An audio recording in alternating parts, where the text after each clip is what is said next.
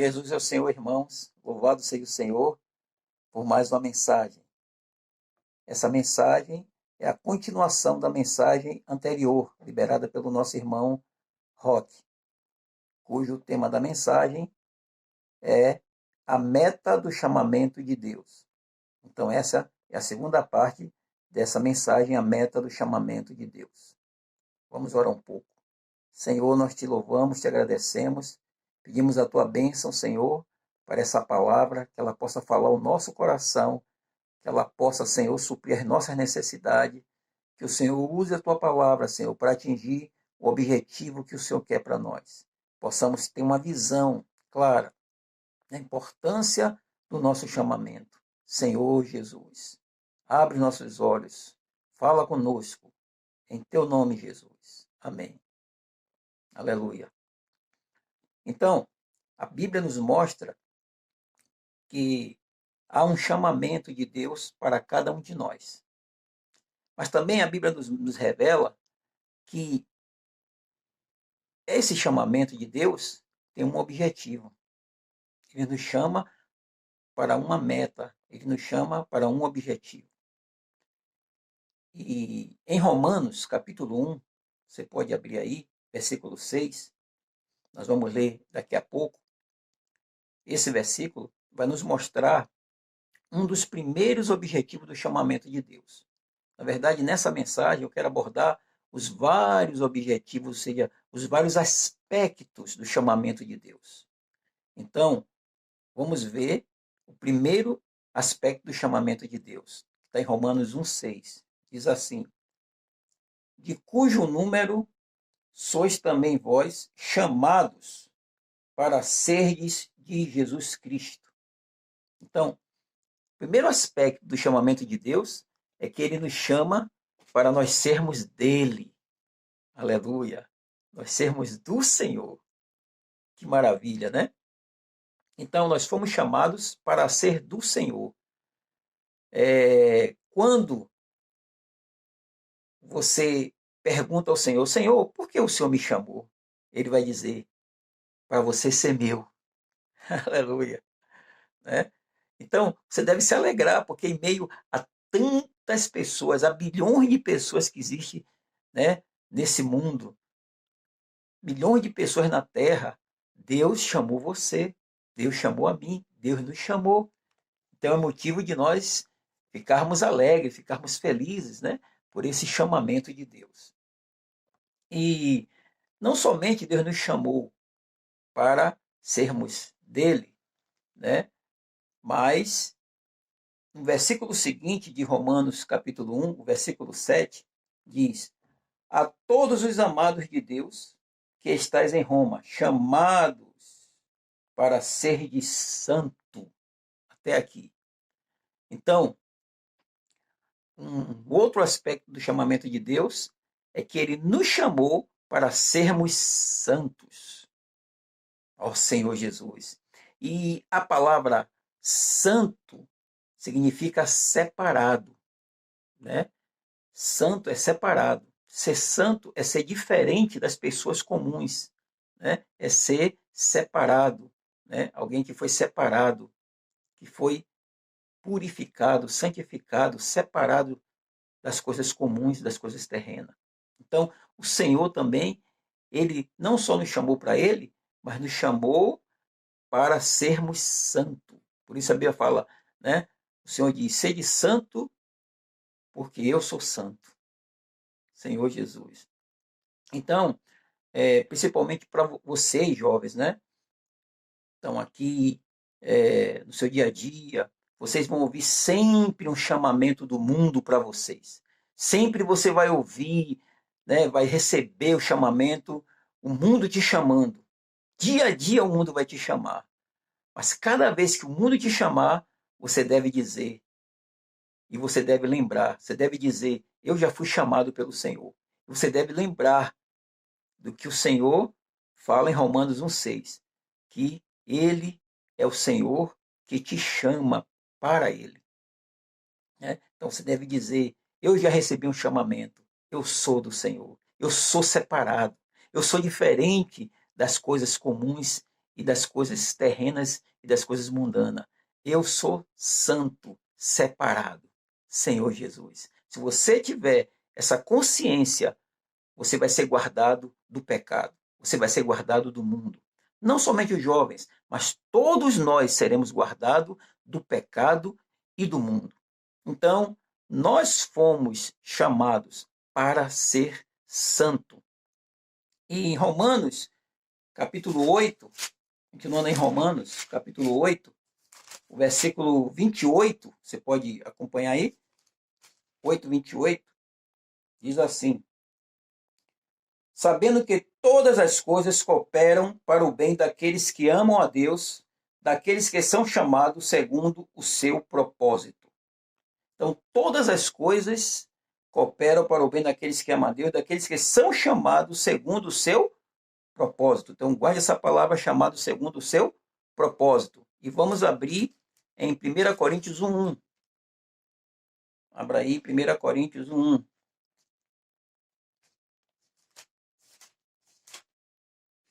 Em 1 Coríntios 1:1 diz assim: Paulo, chamado pela vontade de Deus para ser apóstolo de Jesus Cristo, e o irmão Sótenes. Então, lá em Romanos 8:28, nós fomos chamados para o propósito de Deus. E aqui Paulo fala que ele foi chamado pela vontade de Deus. Então nós temos o chamamento pela vontade de Deus e para o propósito de Deus. Então nós fomos chamados não de qualquer maneira, mas fomos chamados por quê? Porque Deus teve uma vontade. Não foi a minha vontade, a sua vontade de um homem, de qualquer pessoa. Foi a vontade do próprio Deus da glória. Ele apareceu para nós. Ele nos chamou.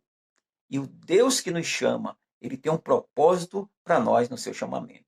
Então, que maravilhoso que o chamamento de Deus, né? Ele tem um propósito.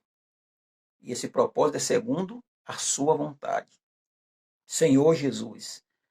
Ó Senhor Jesus.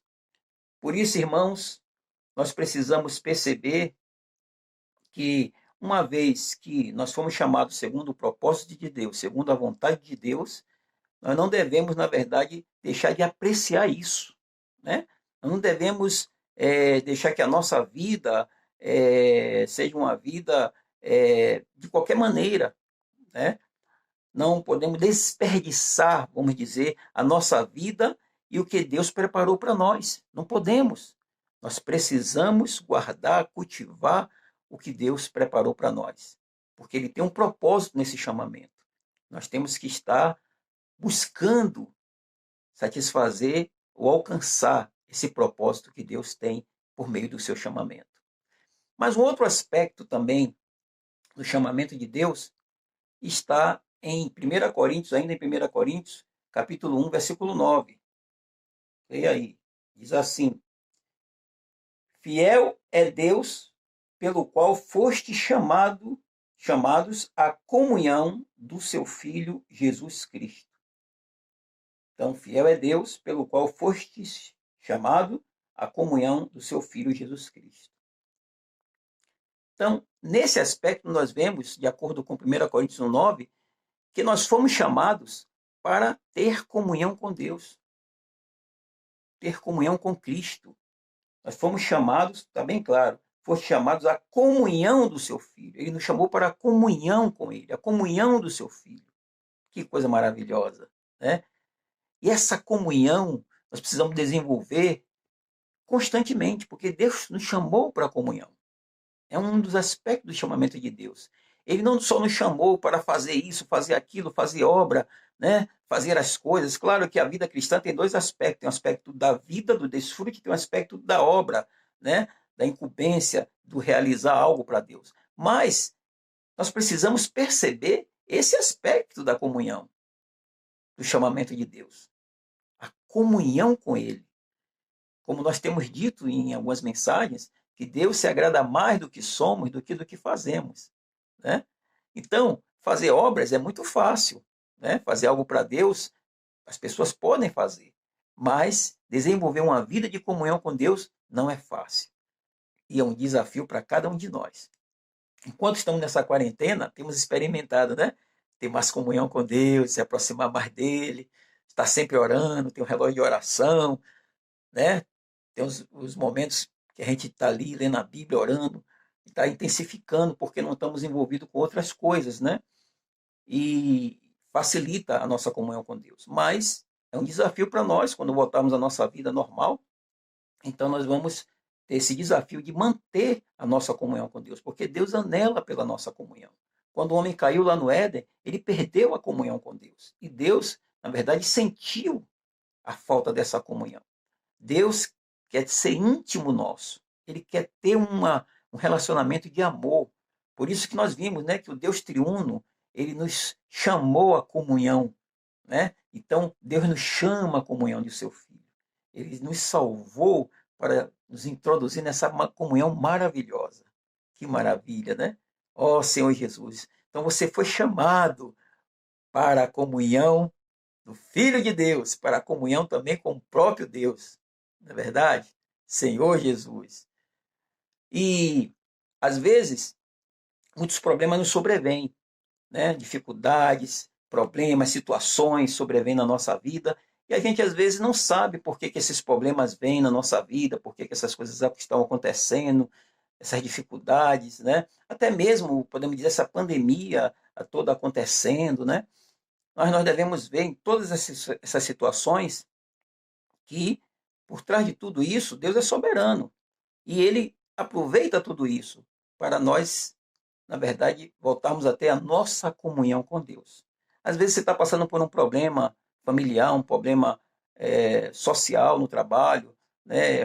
Algum tipo de situação, você não entende, mas Deus permitiu, porque Ele, por meio dessa situação, Ele atrai a nossa atenção para Ele, a nossa comunhão com Ele, né? Nós vamos buscar mais o Senhor.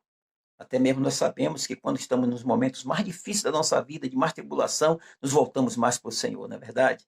Mas quando estamos vivendo uma vida mais tranquila, sem problemas, a tendência do ser humano é relaxar na comunhão.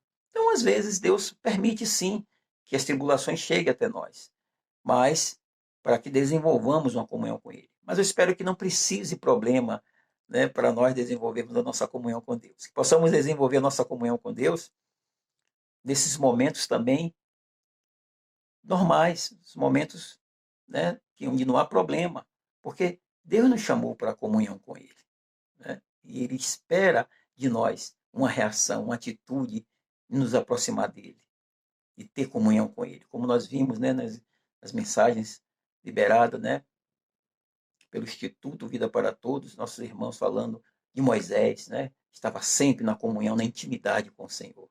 Ó Senhor Jesus, para isso nós fomos chamados, Senhor Jesus. Mas também nós fomos chamados para a liberdade. Abra aí Gálatas, capítulo 5. Abra sua Bíblia aí. Gálatas, capítulo 5, e o versículo 13. 5:13. Diz assim: Porém, vós, irmãos, fostes chamados à liberdade. Porém, não useis da liberdade para dar ocasião à carne. Sede antes servos uns dos outros pelo amor. Ou seja, fomos chamados para a liberdade. Que maravilha! Que liberdade é essa? É que, na verdade, aqui os Gálatas precisavam perceber que eles estavam antes debaixo da tutela da lei e das ordenanças do Antigo Testamento, da Antiga Aliança. E uma vez em Cristo, eles foram chamados por Cristo e libertos para a liberdade da lei. Não para viver debaixo das ordenanças do Antigo Testamento, nem da tutela da lei, mas para viver por meio da graça de Cristo, né? Senhor Jesus.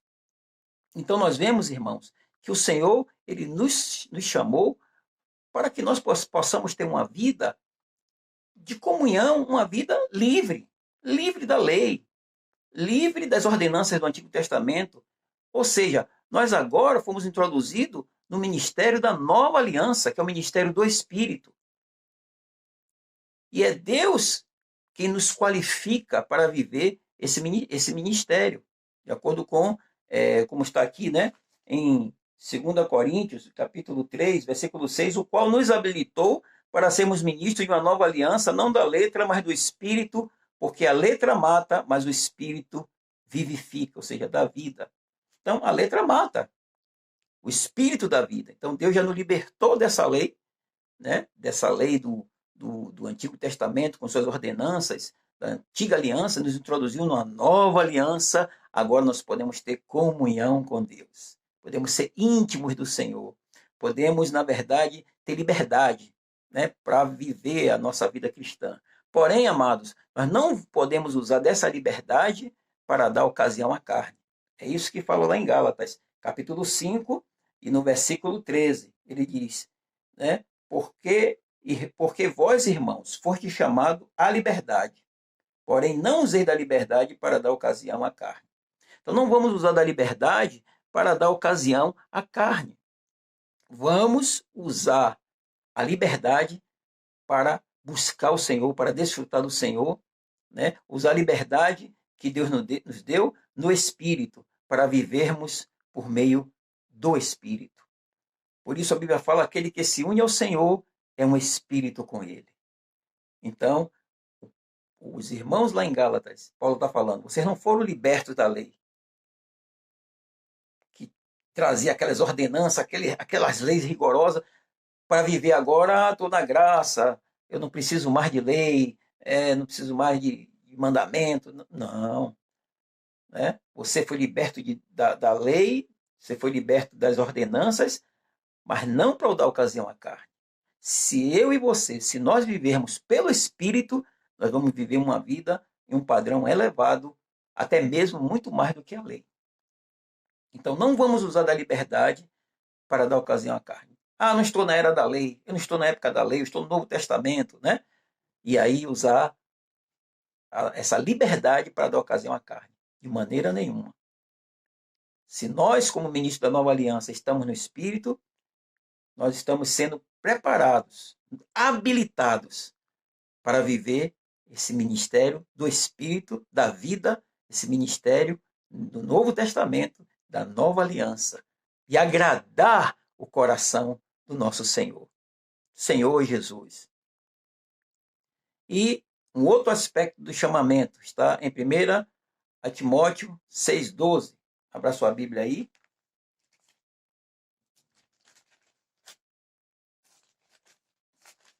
Abra aí. 1 Timóteo,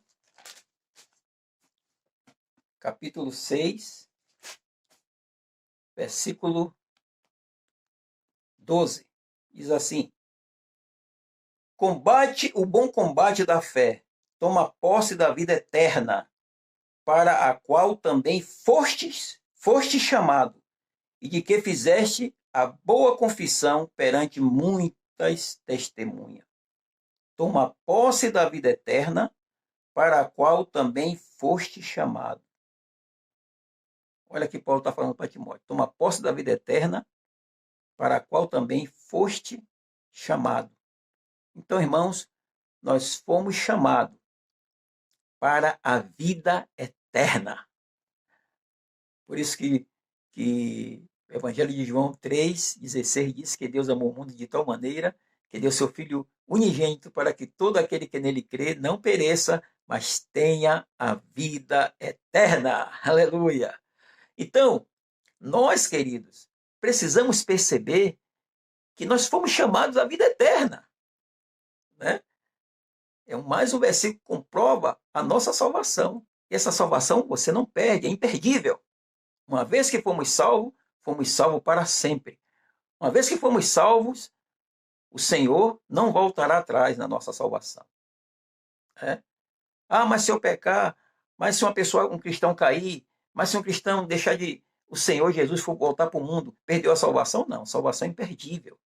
Ele vai perder o seu galardão, vai perder o reino, vai receber a disciplina do Senhor, se assim permanecer, né, até a volta do Senhor, se ele estiver vivo, ou se também partir para o Senhor nessa condição, realmente receberá do Senhor, né, a sua recompensa. Cada um de nós vamos comparecer um dia diante do tribunal de Cristo, né? Mas a salvação eterna, a vida eterna, ninguém perde. Aqueles que creram no Senhor. Por isso, aqui nós vemos claramente Paulo falando que nós fomos chamados à vida eterna, né? Para a qual também foste chamado, né? Toma posse da vida eterna, para a qual também foste chamado. Mas por que tomar posse da vida eterna? Porque a vida é uma pessoa. Cristo é vida. Ele falou assim: vocês examinam as Escrituras porque vocês julgam ter nela a vida eterna e são elas que testificam de mim. Contudo, vocês não querem vir a mim para ter de vida. Então, a vida estava nele, como também fala em João, e a vida era a luz dos homens. Então, nós precisamos ir a Cristo para ter vida, né? Nós já ganhamos a vida eterna, mas se quisermos alimentar essa vida divina que entrou em nós, que é eterna, nós precisamos ir a Cristo. Precisamos tomar posse da vida eterna, né? Precisamos tomar posse a cada dia mais da vida de Cristo, nos encher, nos saturar de Cristo, né? Nos voltar a Cristo, viver por Cristo, né? Comer Cristo, beber Cristo, nos encher dessa vida eterna. Ó Senhor Jesus. Então, toma posse da vida eterna, né?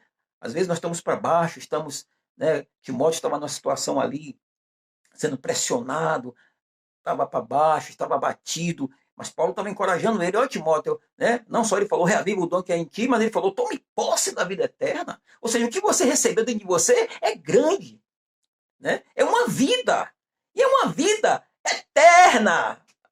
Aleluia! Não é uma vida qualquer, não é como uma vida humana que se desvai e se acaba, mas é uma vida eterna, né? Então, a vida eterna, precisamos perceber, não é só o estado que nós vamos estar no futuro, um estado eterno, de não morrer eternamente, mas vida eterna também. Aqui significa aquilo que recebemos do Senhor, a vida que entrou em nós, né? A vida que entrou em nós, porque esse corpo físico vai morrer, né? Esse corpo físico nosso vai passar, mas a vida divina eterna em nós, essa permanece, né? Então Paulo falou: é dessa vida que você tem que tomar posse, da vida eterna.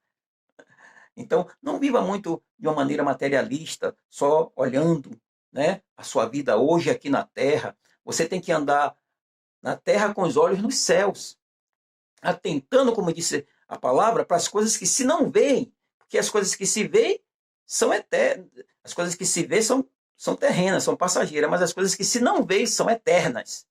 Percebe? Então, toma posse da vida eterna. Vamos tomar posse do que é eterno, da vida de Deus, do amor de Deus, da graça de Deus, da paz de Deus. Então, vamos tomar posse da vida eterna, Senhor Jesus.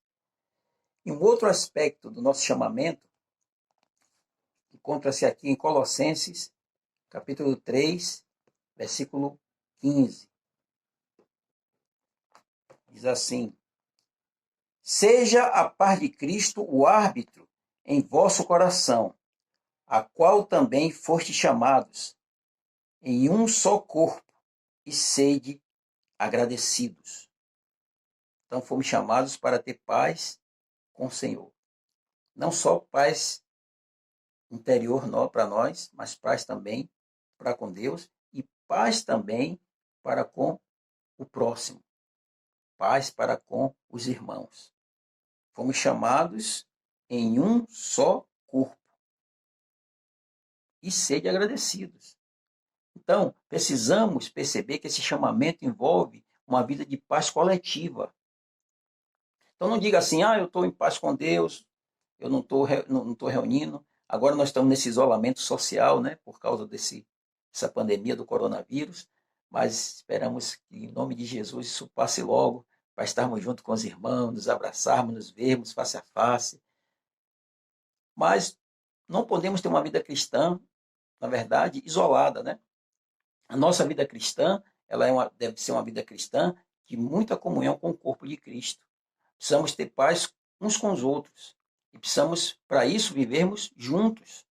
Por isso a palavra de Deus diz: não deixando de vos congregar, como é costume de alguns. Precisamos ter cuidado para não entrarmos nessa armadilha do inimigo, que é a gente ficar isolado dos demais membros do corpo de Cristo e não estarmos, né, desfrutando da comunhão do corpo, da paz do corpo de Cristo, dessa paz coletiva. Então Deus nos chamou em um só corpo. Lembre-se disso. Deus chamou você para um só corpo. E nesse corpo você tem que viver em paz com os irmãos. Por isso a Bíblia fala aqui, né? Sede a paz de Cristo árbitro em vosso coração. Quando muitas vezes nós perdemos essa paz de Cristo, por algum motivo, nós precisamos ir diante dele. Às vezes erramos, falhamos, fizemos alguma coisa, né? Ou alguma situação que tirou a nossa paz. Então, essa paz é como um árbitro. Quando está alguma coisa errada, ele se manifesta. O árbitro de futebol é para isso, né? Quando tem uma falta, tem alguma coisa, a necessidade de uma punição, de um cartão, de uma advertência. Então, tudo ele faz para que esse jogo corra, entre aspas, em paz. Então, a paz de Cristo, ela é o árbitro também em nosso coração. E essa paz é para nós vivermos em um só corpo no qual nós fomos chamados. Então, não caia na armadilha do inimigo. Você foi chamado para viver na paz do corpo de Cristo coletivamente com os irmãos. Fomos chamados para vivermos em união, em unidade, em coletividade. Senhor Jesus. E aí, amados irmãos, quando nós estamos vivendo o nosso chamamento, quando nós estamos desfrutando de todos esses aspectos, nós vamos ser provados. Vamos passar por provações. Vamos ser provados para sermos aprovados. E essa aprovação que nós vamos passar, ela tem dois aspectos. Vamos abrir aí em 1 Pedro, capítulo 2. Vamos ler a partir do versículo 19. Porque isso é grato, que alguém suporte tristeza sofrendo injustamente, por motivo de sua consciência para com Deus. Pois que glória há, se pecando e sendo esbofeteado, por isso o suportais com paciência. Se, entretanto, quando praticais o bem, sois igualmente afligidos e o suportais com paciência, isto é grato a Deus. Porquanto, para isso mesmo fostes chamados, pois que também Cristo sofreu em vosso lugar, deixando-vos exemplo para seguirdes os seus passos. Então, Cristo foi o exemplo para nós. Cristo, ele sofreu por nós, ele passou por muita tribulação, ele foi provado também pelo Pai, mas ele foi aprovado, foi provado e aprovado. E nós hoje também estamos passando por isso. Nós estamos passando por provação, estamos sendo provados. Enquanto estamos vivendo esse chamamento de Deus, estamos vivendo nossa vida de chamados, né, em vários aspectos do nosso chamamento, nós passamos por provações. Por exemplo, esse fato que eu falei agora de nós não vos congregar. Deus pode te provar uma situação que você volte mais a estar congregando, buscando a comunhão do corpo de Cristo. Porque muitas vezes as coisas acontecem que os irmãos estavam isolados, depois volta. O irmão quer ter comunhão com os irmãos, agora eu quero estar mais junto com os irmãos. Então, a provação vem enquanto estamos vivendo a nossa vida cristã, nós somos provados, né? Agora, essa provação, ela tem dois aspectos, duas naturezas. Tem a aprovação no aspecto positivo e tem a aprovação no aspecto, vamos dizer, negativo. Abra aí esse versículo que nós lemos aí, continue aberto aí em Pedro, nós vemos aqui, né? Que se nós estamos sofrendo porque nós praticamos o bem, não tem problema nenhum. Essa aprovação é porque nós estamos dando um bom testemunho. Então, vem as pessoas, nos perseguem e tal. Mas se nós estamos sendo provados porque falhamos, erramos, aí nós temos que ver na luz do Senhor onde foi a nossa falha. E aí, no aspecto negativo, se estamos sendo provados porque nós erramos, falhamos, nós precisamos ver que o nosso Deus é o nosso Pai, que nos ama, e Ele vem nos corrigir. Conforme fala aqui em Hebreus, abra sua Bíblia aí.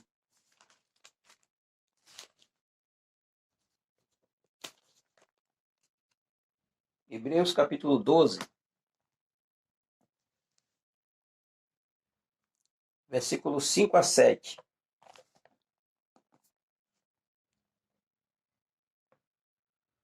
E estás esquecido da exortação que, como filhos, discorre convosco. Filho meu, não menospreze a correção que vem do Senhor, nem desmaieis quando por ele és reprovado. Porque o Senhor corrige a quem ama e açoita a todo filho a quem recebe.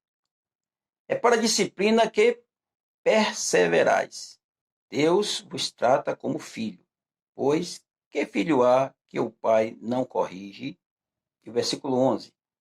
Toda disciplina com efeito, no momento, não parece ser motivo de alegria, mas de tristeza.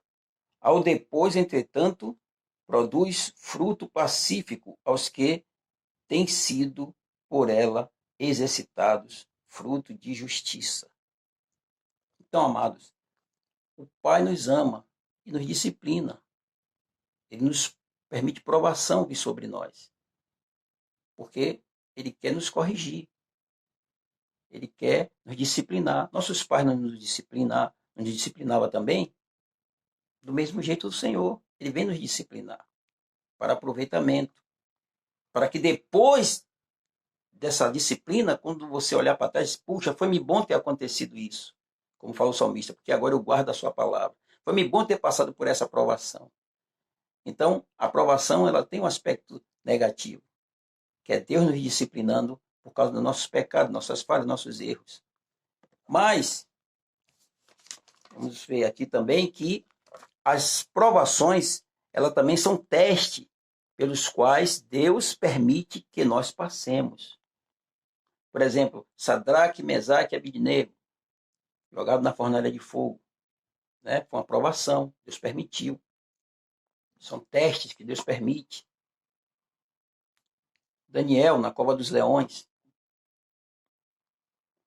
E aí, nós vamos ler aqui em Tiago, capítulo 1, versículo 12, diz: Bem-aventurado o homem que suporta com perseverança a provação, porque depois de ter sido aprovado, receberá a coroa da vida, a qual o Senhor prometeu aos que amam. Então, nós podemos passar por provação,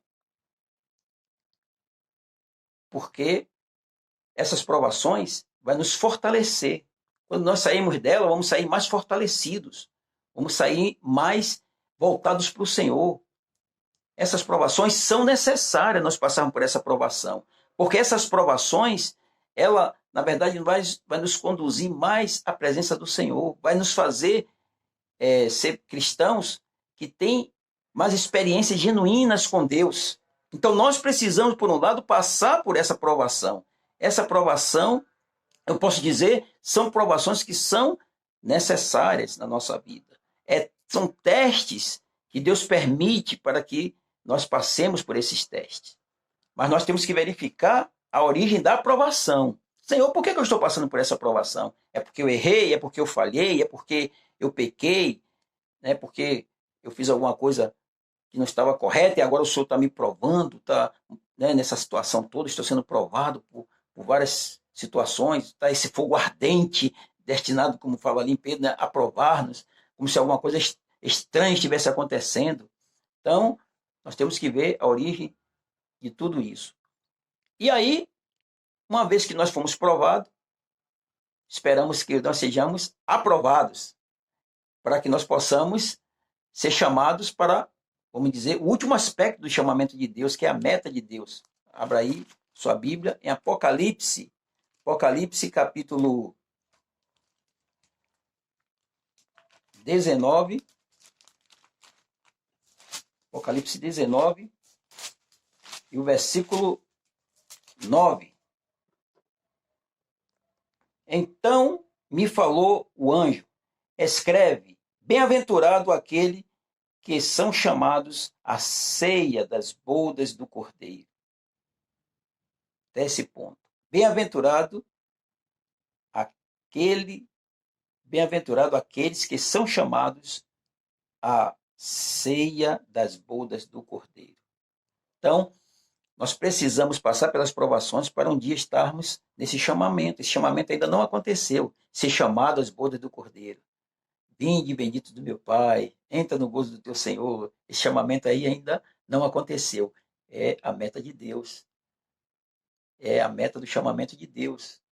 Não somente que nós tenhamos, né, aqueles outros aspectos que daqui a pouco vou mencionar aqui, mas o aspecto principal do chamamento de Deus, vamos dizer, a meta final, é que nós possamos estar nas bodas do Cordeiro, que se refere ao desfrute de Cristo, 1000 anos nas bodas do Cordeiro. Passar o reino, estar com o Senhor no reino milenar, passar o reino milenar junto com Cristo e os seus vencedores. Por isso, irmãos, vamos guardar e vamos praticar todos os aspectos do nosso chamamento. Então, nós precisamos perceber que fomos chamados para ser do Senhor, fomos chamados para ser santos, fomos chamados para a vontade e propósito de Deus, fomos chamados para a comunhão de Cristo, fomos chamados para a liberdade, fomos chamados para a vida eterna, fomos chamados para a paz vinculada ao corpo de Cristo, chamados, no caso, para estar na paz coletiva com o corpo de Cristo. E esperamos ser chamados também para a ceia das bodas do Cordeiro, que é o reino milenar. Que Deus nos abençoe, que possamos permanecer firmes e inabaláveis, que possamos permanecer buscando o Senhor, comendo e bebendo do Senhor, olhando esses aspectos do nosso chamamento, colocando em prática e tomando cuidado para que nas provações nós possamos passar por elas, para que um dia sejamos aprovados pelo Senhor. Senhor Jesus, vamos orar. Obrigado, Senhor, pelo seu chamamento para conosco. Obrigado, Senhor, porque o Senhor está nos chamando toda hora. Nós fomos chamados, Senhor, por Ti. Nós não queremos retroceder, queremos prosseguir, queremos avançar. Ó Senhor Jesus, que o Senhor possa nos conceder a graça de estarmos sempre na Tua presença, fazendo a Tua vontade. Possamos cumprir o nosso chamamento até o chamamento final, a ceia das bodas do Cordeiro. Ó Senhor, nós almejamos estar contigo. Senhor Jesus, guarda o nosso coração e todo o nosso ser. Ó Senhor Jesus. Amém. Jesus é o Senhor, que Deus abençoe a todos.